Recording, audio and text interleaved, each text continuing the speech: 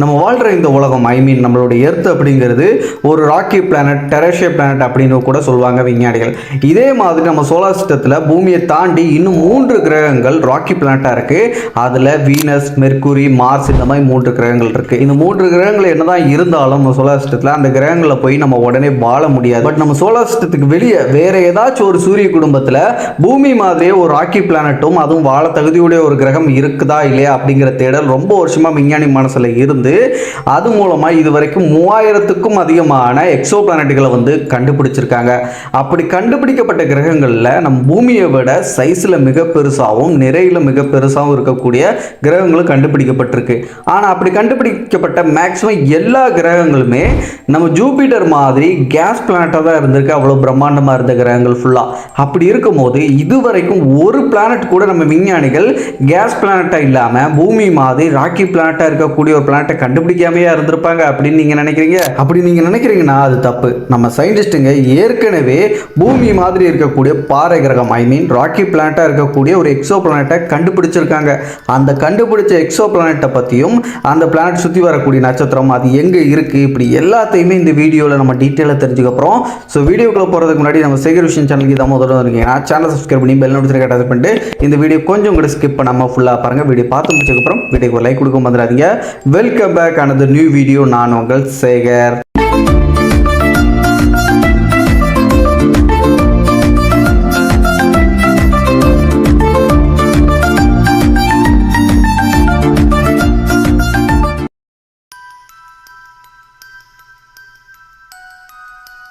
2016 நாசாவால் விண்வெளிக்கு அனுப்பப்பட்ட Kepler telescope உடைய 2ஆம் திட்டத்தினுடைய ஆராய்ச்சி அப்படிங்கிறது தொடங்கப்பட்டுச்சு.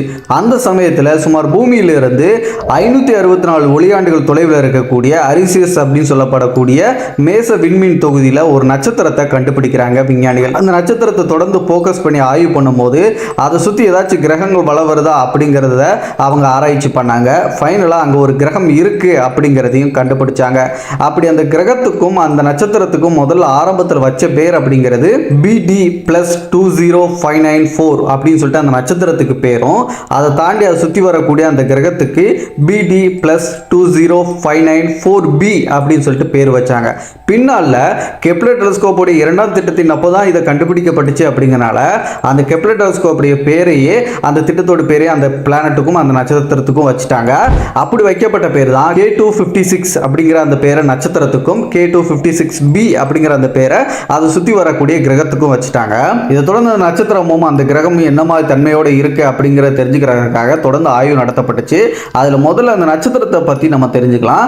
இந்த நட்சத்திரம் அப்படிங்கிறது அந்த K256 அப்படிங்கிற நட்சத்திரம் நம்ம சூரியன் மாதிரியே ஒரு G டைப் நட்சத்திரம் தான்.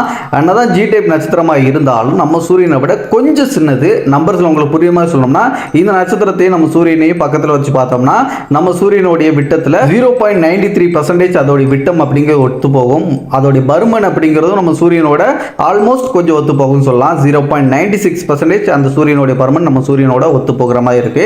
இருந்தாலும் அது வெளிப்படுத்தக்கூடிய அந்த வெளிச்சமும் வெப்பமும் நம்ம சூரியனை விட கொஞ்சம் அதிகம், அளவில் சிறுசாக இருந்தாலும் கொஞ்சம் வெப்பமும் வெளிச்சமும் அதிகமாக வெளியிடுது. வயதுன்னு வரும்போது நம்ம சூரியன் தான் அதில் கொஞ்சம் வயதான நட்சத்திரமாக இருக்குன்னு சொல்லலாம். ஏன்னா நம்ம சூரியன் உருவாகி 4.6 பில்லியன் ஆண்டுகள் ஆகுது. ஆனால் அந்த பக்கம் இந்த K256 அப்படிங்கிற அந்த நட்சத்திரம் உருவாகி 3.3 பில்லியன் ஆண்டுகள் மட்டும்தான் ஆகுது. ஸோ கொஞ்சம் இளமையான நட்சத்திரம் நம்ம சூரியனை விட. இந்த நட்சத்திரத்தை தாண்டி அதை சுற்றி வரக்கூடிய அந்த எக்ஸோ பிளானட்டை பற்றி நம்ம கண்டிப்பாக தெரிஞ்சுக்கிட்டே ஆகணும். ஏன்னா முதல்ல நான் வீடியோ சொல்ற மாதிரி நம்ம சயின்டிஸ்டை கண்டுபிடிச்ச ஒரு ராக்கி பிளானட், அதாவது பாறை கிரகம் சொல்லப்படக்கூடிய ஒரு பிளானட். இது நம்ம பூமி மாதிரியே ஒரு ராக்கி பிளானட். பட் இருந்தாலும் சயின்டிஸ்டை கண்டுபிடிச்ச முதல் ராக்கி பிளானட் இதுவான்னு கேட்டால் கண்டிப்பாக கிடையாது. இதுவரைக்கும் சயின்டிஸ்டுங்க விண்வெளியில் இந்த எக்ஸோ பிளானட் சம்பந்தமாக ஆய்வு பண்ணது மூலமா 5000க்கும் அதிகமான எக்ஸோ பிளானட்டுகள் என்னதான் கண்டுபிடிச்சிருந்தாலும் அதில் பூமி மாதிரி இருக்கக்கூடிய ராக்கி பிளானட்டுகளில் 200லேருந்து 300 பிளானட்ஸை மட்டும்தான் கண்டுபிடிச்சிருக்காங்க. அதில் முதல்ல கண்டுபிடிக்கப்பட்ட ராக்கி பிளானட் எது அப்படிங்கிறத தெரிஞ்சுக்கிற ஆர்வமாக இருக்கீங்கன்னா அது சம்பந்தம் வீடியோ வேணும் அப்படின்னா கீழே கமெண்ட்ல போயிட்டு @சேகர் விஷன் அப்படின்னு சொல்லிட்டு நம்ம சேனலோட நேமை மென்ஷன் பண்ணி ராக்கி பிளானட் அப்படின்னு சொல்லிட்டு கமெண்ட் பண்ணுங்க.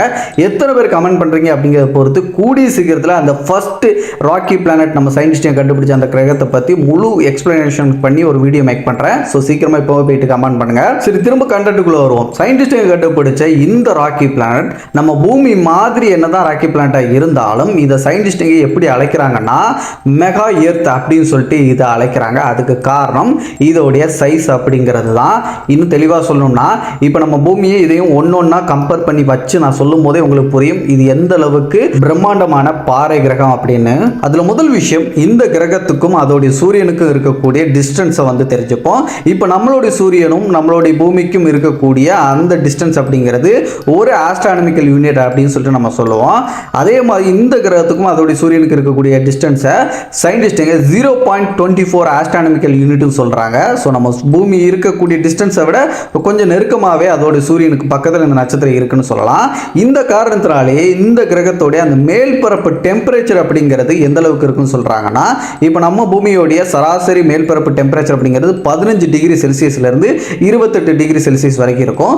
அதுவே இந்த பக்கம் இந்த பிளானட்டோடைய அந்த மேல்பரப்பு டெம்பரேச்சர் அப்படிங்கிறது 275 டிகிரி செல்சியஸ். இதை கம்பேர் பண்ணி பார்க்கும்போது நம்ம சோலார் சிஸ்டத்தில் இருக்கக்கூடிய வீனஸை விட கொஞ்சம் கம்மி தான். ஸோ பரவாயில்லன்னு சொல்லலாம். Next orbiting period. நம்மளுடைய சூரியனை நம்ம பூமி முழுசாக சுற்றி வர்றதுக்கு 365 நாட்கள் எடுத்துக்கும் அப்படிங்கிறது நம்ம எல்லாருக்கும் தெரியும். பட் அந்த பக்கம் இந்த பிளானட் அதோடைய ஸ்டாரை ஒரு தடவை சுற்றி முழுசாக வள வர்றதுக்கு வெறும் 41.7 பூமி நாட்கள் மட்டும்தான் எடுத்துக்கும். ஸோ அந்த அளவுக்கு அந்த பிளானட் அதோடைய நட்சத்திரத்தை ரொம்ப வேகமாக சுற்றி வந்துட்டு இருக்கு. இப்போ ரொம்ப முக்கியமான ஒரு பாயிண்ட்டுக்கு வந்துட்டோம். அப்பத்துல இருந்து இந்த பிளானட்டை நான் ராக்கி பிளானட், பாறை கிரகம், பூமி மாதிரி அப்படின்னு சொல்லிட்டு இருக்கேன். அதுக்கு சயின்டிஸ்டுங்க என்ன ஆதாரத்தை முன் வச்சு சொல்றாங்க, அவங்க கண்டுபிடிச்சதை வச்சு என்ன சொல்றாங்க அப்படிங்கிறத முதல் சொல்லி அப்போ நான் இங்கே நம்புறோம் இது ராக்கி பிளானட்டா இல்லையானு அப்படின்னு நீங்கள் கேட்பீங்க. ஸோ அதுக்கு இருக்கக்கூடிய ஒரு பாயிண்ட் தான் இது.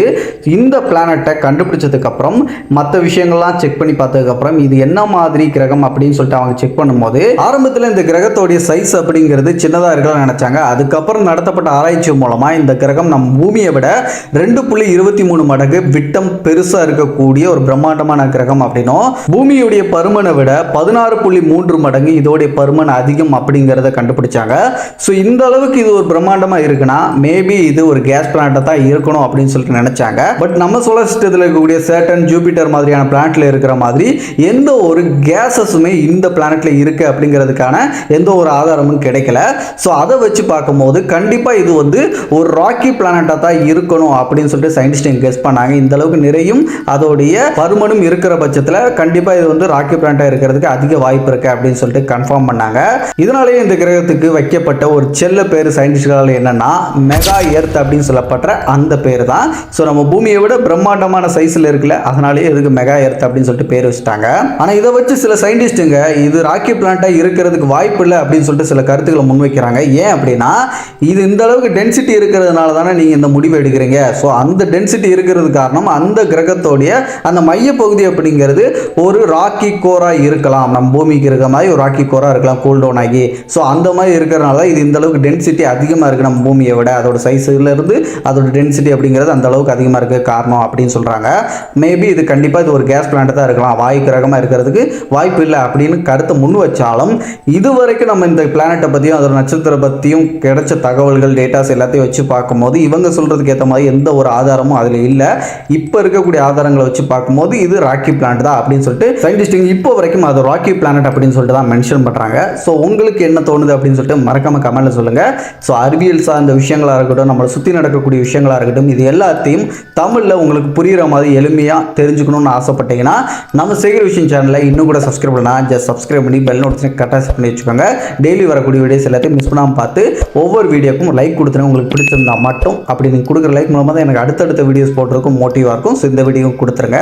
மற்ற வீடியோஸை பார்க்க நம்ம ஆசைப்பட்டீங்கன்னா மேலே ஐக்கான் லிங்க் கொடுத்துருக்கேன், செக் பண்ணிக்கோங்க. இதே மாதிரி அடுத்த ஒரு நல்ல தகவலோட நான் உங்களை சந்திக்கும் வரை நான் உங்கள் சேகர். Bye bye.